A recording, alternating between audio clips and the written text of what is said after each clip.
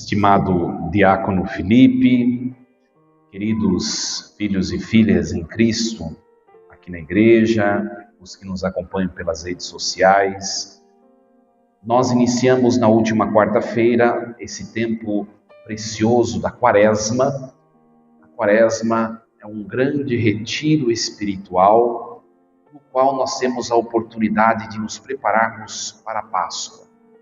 Bem verdade, se nós olharmos a nossa vida, os momentos mais importantes da nossa vida, todos eles foram precedidos de uma preparação muito intensa. Por exemplo, quem vai casar, quem vai ser batizado, vai batizar alguém, sempre tem uma preparação. Porque é algo muito importante, e algo muito importante precisa ser realizado da melhor maneira possível. A Páscoa é o centro da vida de fé da igreja. Isso que na Quaresma nós nos preparamos bem para ao chegarmos lá na vigília Noite Santa de Páscoa, no domingo da ressurreição, nós estejamos com o coração cheio de Deus. Esse é o sentido. Quaresma 40. Nós vamos ver ao longo dessa Quaresma alguns simbolismos. O número 40, a palavra deserto, a palavra montanha, tudo isso nos representa no texto bíblico a oportunidade de ter um encontro com o transcendente, com Deus. Hoje, o primeiro domingo da Quaresma, nós subimos o monte da provação e da tentação com Jesus. Na próxima semana, nós vamos subir o monte da transfiguração com Jesus e os apóstolos. Sempre nesses dois primeiros domingos, nós subimos esses montes. Número 40 significa essas duas coisas que acabei de dizer. Primeiramente, provação e depois tentação. Quando nós estamos diante de alguma provação ou alguma tentação, nós temos a oportunidade de escolher qual o caminho a seguir. Provação é aquilo que vem de Deus, tentação é aquilo que vem do diabo. Em toda e qualquer circunstância, ao longo da nossa história, nós seremos sempre acometidos dessas duas realidades. Por parte de Deus, a provação, os sofrimentos que são permitidos por eles. Por parte do demônio, a tentação de nos afastarmos do próximo, de Deus e de nós mesmos. Qual escolha nós temos feito diante dessas duas iniciativas? De Deus, que é o sumo bem, ou do diabo, que é o mal? Para nós respondermos isso, o número 40 permeia toda a Escritura. Pega, por exemplo, Gênesis capítulo 7 e 8. Nós vemos que lá havia duas possibilidades, dois caminhos oferecidos. De um lado, Deus chamando a conversão, o povo. De outro, o demônio, chamando o povo a permanecer onde estavam. Ora, provação e tentação. Noé escolheu obedecer a Deus. Por isso que construiu a arca. Foi um momento de provação para ele. E também a tentação de deixar aquilo, porque ele era muito, diante daquela cidade iníqua, ele era muito criticado. Mas ele escolheu permanecer em Deus, construiu a arca. E aí veio o dilúvio. Quem escolhe Deus permanece incólume. Quem escolhe as seduções do mal perece, morre. Toda a cidade morreu. Só subsistiu Noé, sua família e os animais que ele colocou na arca. 40 dias de dilúvio, 40 dias de prova. Olha só. Também nós temos outros exemplos. Pega o livro do Êxodo, O povo, depois de ser chamado lá em Abraão, o povo vai sendo constituído. Lá em Abraão, Deus diz: Abraão, sai da tua terra, e vai para a terra onde eu te mostrar o caminho. Abraão vai, só que eles chegam até o Egito, a descendência de Abraão, né? E ali eles se instalam. O povo começa a crescer no Egito, nós sabemos bem essa história. E como o povo começa a crescer, o povo de Israel, os egípcios ficam um pouco com o pé atrás. Eles estão crescendo muito. E os egípcios começam a escravizar o povo hebreu, né? Mas Deus, ninguém destrói o que é de Deus. Por meio de Moisés, Deus livra o povo do sofrimento. A quaresma também representa este êxodo, a saída da escravidão para a vida, para a liberdade. O povo é liberto. Olha, tudo isso que eu estou dizendo está na primeira leitura de hoje, no livro do Deuteronômio. Moisés faz uma memória do que o povo viveu, né? Olha só. E aí, guiado por Moisés, o povo foge do Egito. Os egípcios morrem. Olha só. Quem escolheu a vontade de Deus, viveu. Quem escolheu se contrapor à vontade de Deus, morreu no Mar Vermelho. Mais uma vez, Deus e o mal. Qual escolha nós temos feito? E aí, esse povo, depois de sair do Egito, antes de chegar na terra prometida, lá em Abraão, tem um deserto a ser enfrentado. E o deserto na Escritura significa os grandes desafios da nossa vida. Quanto tempo o povo ficou no deserto antes de chegar em Canaã? 40 anos, olha só o número 40. Representa o enfrentamento da vida, tanto o deserto quanto o 40. E no enfrentamento da vida, Deus vai nos lapidando, nos moldando, nos purificando, tanto pela provação, quanto pelas tentações que não vêm dele, mas do mal. O povo foi provado e tentado também no deserto. Muitas vezes deu ouvido à voz do mal e traiu a Deus, mas voltou para Deus. Nós vivemos também nesse meio, porque somos frágeis. Ora Deus, ora as nossas paixões, ora a carne e o mal que se aproxima de nós. Esse é o tempo da quaresma. Queridos, também no Evangelho, Jesus viveu a sua quaresma, 40 dias, e no deserto. Muito interessante.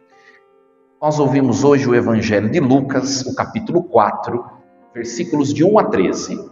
Se nós olharmos o que veio antes da tentação de Jesus, qual o episódio eminentemente anterior? O batismo. Olha só, Jesus é batizado e no batismo, lá acontece toda aquela cena que nós ouvimos, né? Nós bem conhecemos, ouvimos no começo do ano litúrgico, né? Do céu sai uma voz que diz: eis o meu filho amado, em quem ponho o meu bem-querer. Depois de ser envolvido pelo poder do Espírito, porque ele já o é, porque ele é Deus. É muito interessante, nós não ouvimos hoje na versão de Lucas, mas na versão de Mateus, fica muito claro que Jesus foi levado ao deserto para ser tentado pelo diabo, pelo Espírito Santo. O Espírito Santo levou Jesus ao deserto para ser tentado. Olha, não parece uma coisa meio estranha? Deus nos leva para isso. Por quê? Porque Deus sabe que não existe amadurecimento humano, não existe crescimento humano, não existe evolução humana sem provação e sem a tentação. É só nós olharmos a nossa vida, a nossa história, né? Quais foram os momentos que nós mais crescemos, aprendemos e evoluímos? Nos momentos difíceis da vida. Quando tudo está bem, nós pouco aprendemos. Mas as lições que a vida nos dá nos momentos de prova difíceis, nós nunca mais esquecemos. Jesus, a sua humanidade, ele é Deus, mas ele é homem.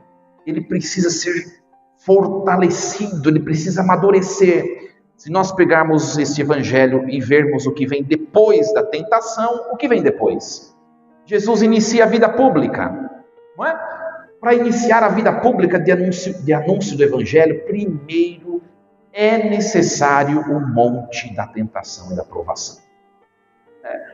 Por isso que a igreja é a igreja do crucificado. A igreja é a igreja do crucificado. É por meio dessa experiência na nossa vida que nós amadurecemos. Por que nós viemos à igreja? Qual a nossa motivação? Aliás, tem gente que vem à igreja para ser isento de sofrimentos e de provas. Está no lugar errado. É melhor você ir na Igreja Universal do Reino de Deus. Aqui nós estamos para quê? Para que, fazendo comunhão com o Santíssimo Corpo e Sangue de Cristo, nós saiamos preparados daqui para enfrentar a prova e a tentação que vem bater na nossa porta. É diferente da mentalidade, né? Aliás, a missa termina, o rito romano, infelizmente no Brasil, a tradução não permaneceu literal, como no texto original.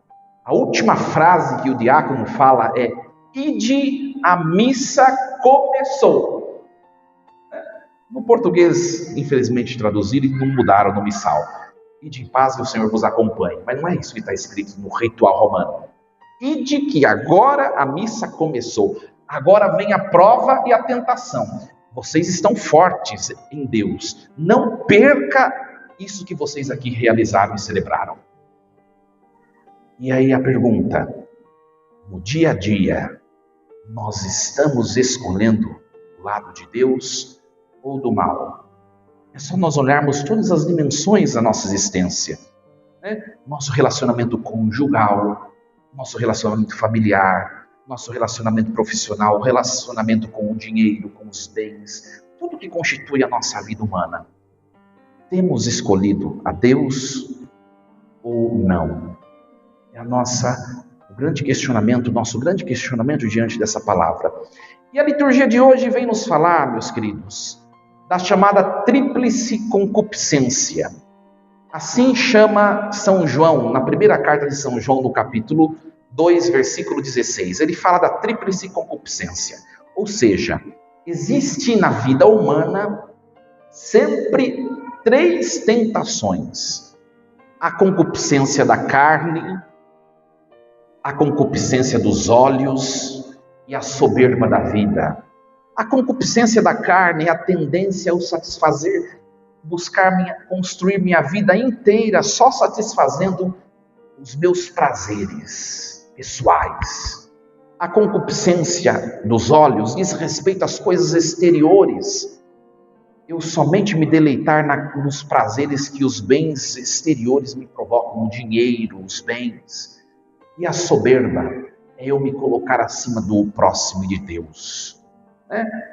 Nós podemos resumir essa tríplice concupiscência com três palavras, verbos: ser, ter e poder. Adão e Eva experimentaram exatamente essas três tentações.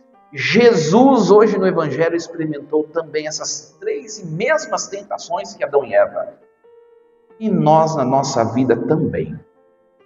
Olha só, em Adão e Eva, a concupiscência da carne, a tentação do ser.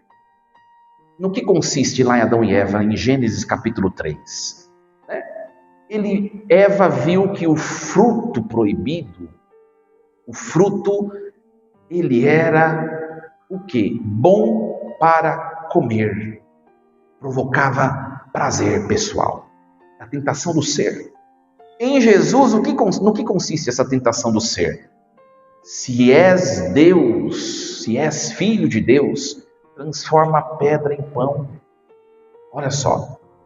Depois nós vemos a concupiscência dos olhos, o verbo ter. Lá em Adão e Eva, o quê? A tentação de pegar o fruto, de possuir o fruto. ele era agradável aos olhos, é bom que eu possua. Em Jesus as riquezas, o diabo o leva num lugar alto e mostra: todas as riquezas será tua, Jesus, se te prostrares diante de mim em adoração. A tentação do ter, os bens, o dinheiro.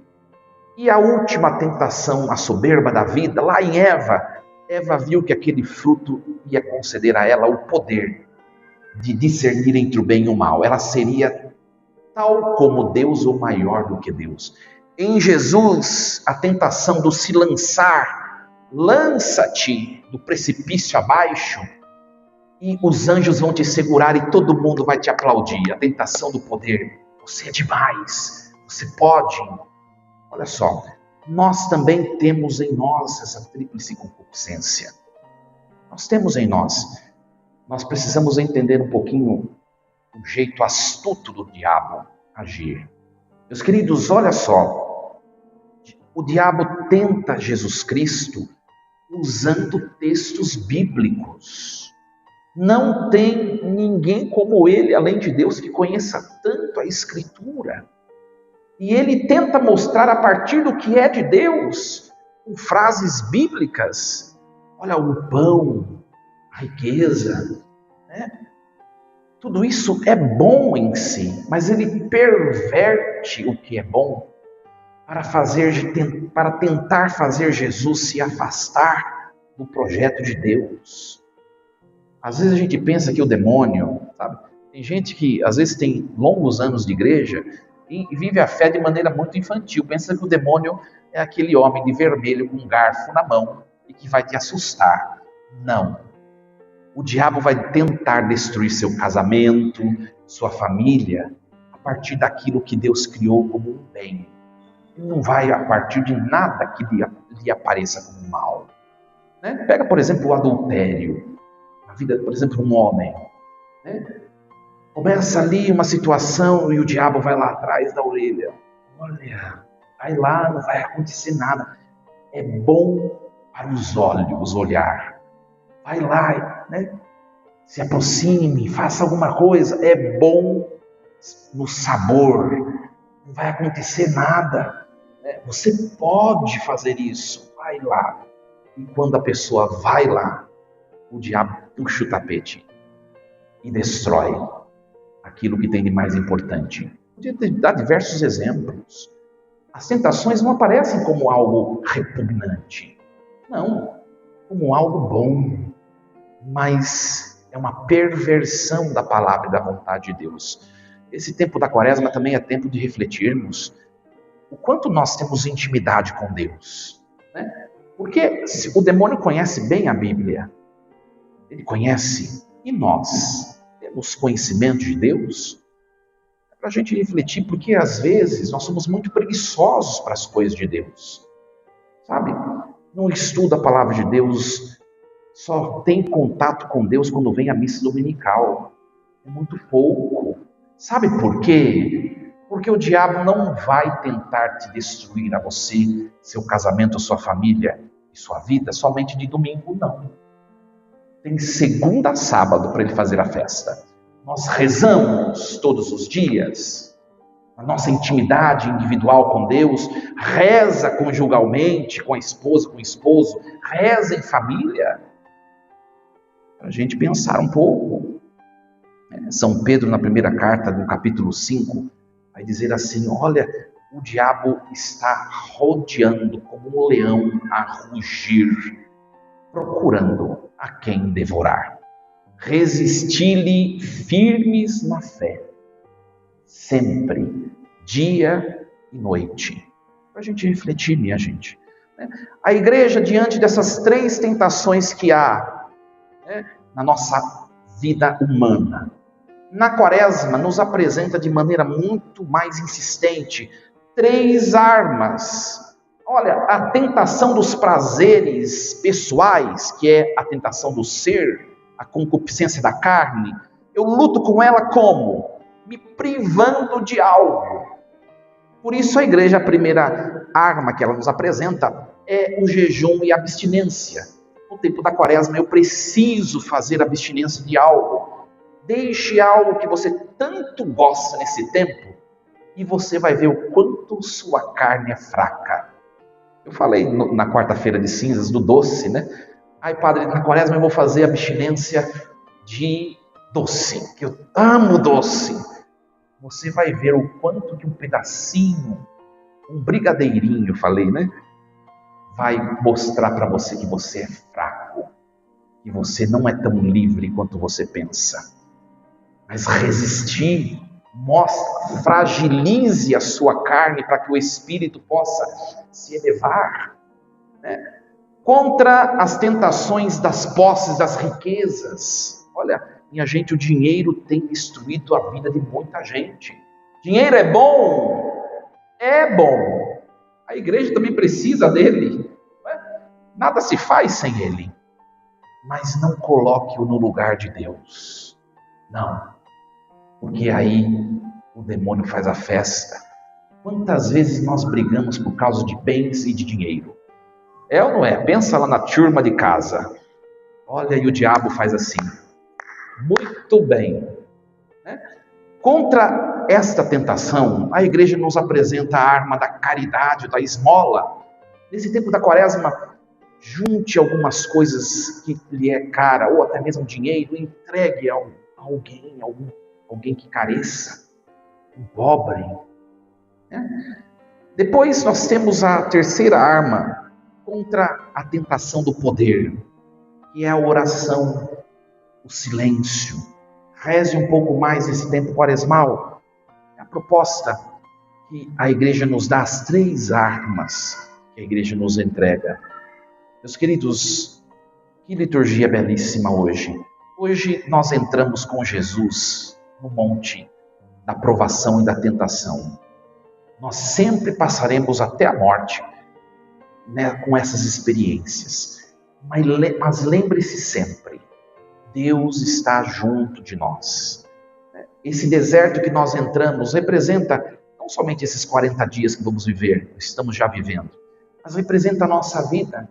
Quando bater o sofrimento também na porta, que é a provação, lembre-se disso. Deus está comigo. Jesus estava cheio do Espírito, por isso ele resistiu, ele venceu. Deus, ele caminha junto de nós, sempre, em todas as experiências. Nós reflitamos tudo isso que a palavra de Deus nos trouxe e possamos esse tempo produzir frutos para nós e para as pessoas com quem convivemos. Ele nos ajude. Força e coragem. Assim seja. Amém. Instante de silêncio. Pensemos um pouquinho em tudo isso.